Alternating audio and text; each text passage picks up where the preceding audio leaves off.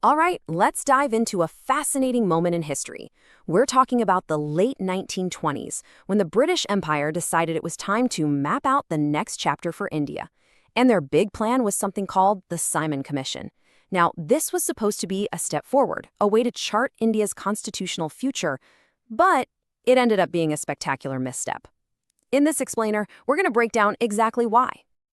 But first, just think about this for a second. Imagine a group of people, total outsiders, showing up to design your life, the rules for your community, your government, your entire future, but they never once ask for your input. How would that feel? Pretty frustrating, right? Well, that's the exact feeling, that's the tension, right at the very heart of this story. And here's the reason why. This is the kicker. The commission was made up of 7 men. All of them were British. They were sent to decide the political fate of over 300 million Indians. And not a single one of them was actually Indian. Just let that sink in. That one single glaring omission, it set the stage for one of the biggest political firestorms in the history of British India. So, you have to be asking, how did we even get here? To really get why there was so much outrage, we've got to rewind a bit and look at the political promises that led to this moment. It all kicks off with something called the Government of India Act of 1919. This law introduced this really complex system of dual government called diarchy. Basically, it meant some powers in the provinces went to Indian ministers, but the big stuff, like finance and law, stayed firmly in British hands. But crucially, the act came with a promise. In 10 years, a commission would review how everything was working. This basically started a 10-year timer on India's next political evolution. Now check out the timing here.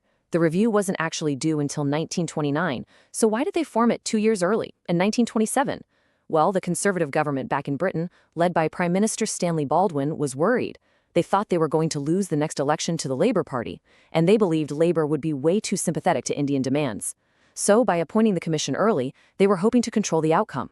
But a year later, when Sir John Simon and his team landed in India, they walked straight into a hurricane of protest.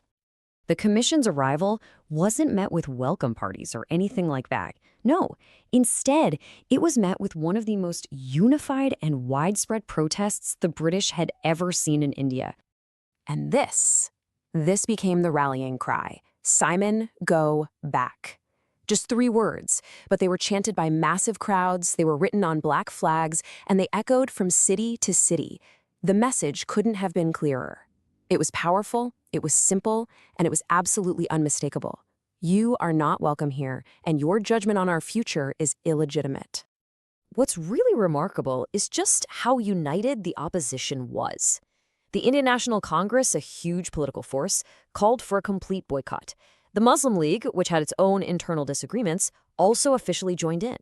And this wasn't just some political thing happening with the elites. This was a nationwide movement.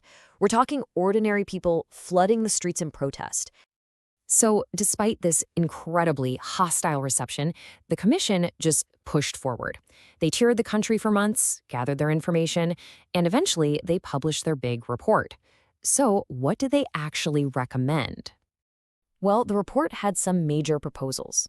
First, it said that the diarchy system should be abolished in the provinces, which would lead to more representative local government. But, and this is a big but, it also recommended keeping the very controversial system of separate electorates.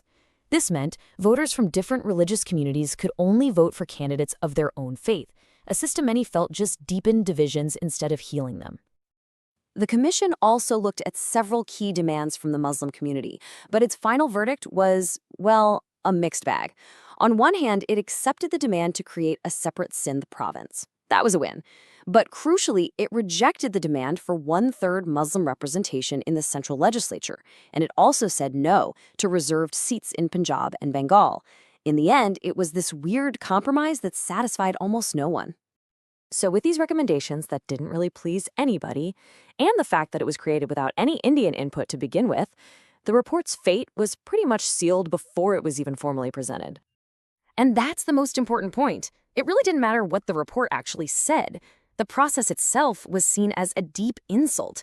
Because no Indians were involved in drafting their own future, the final document was just rejected across the board. It was, for all intents and purposes, dead on arrival. But here's the twist in the story. While the Simon Commission was an immediate, total failure, its long-term impact, was immense. It became this accidental catalyst for the very thing it was trying to manage and control, the Indian independence movement. You can almost see it as a domino effect. First, the commission is rejected. That rejection then galvanizes the entire independence movement, and it forces Indian leaders to come up with their own constitutional proposals. Now, it did pave the way for the next major piece of legislation, the Government of India Act of 1935, but maybe its most important legacy was how it just hardened everyone's positions. The failure of the Simon Commission was a massive turning point.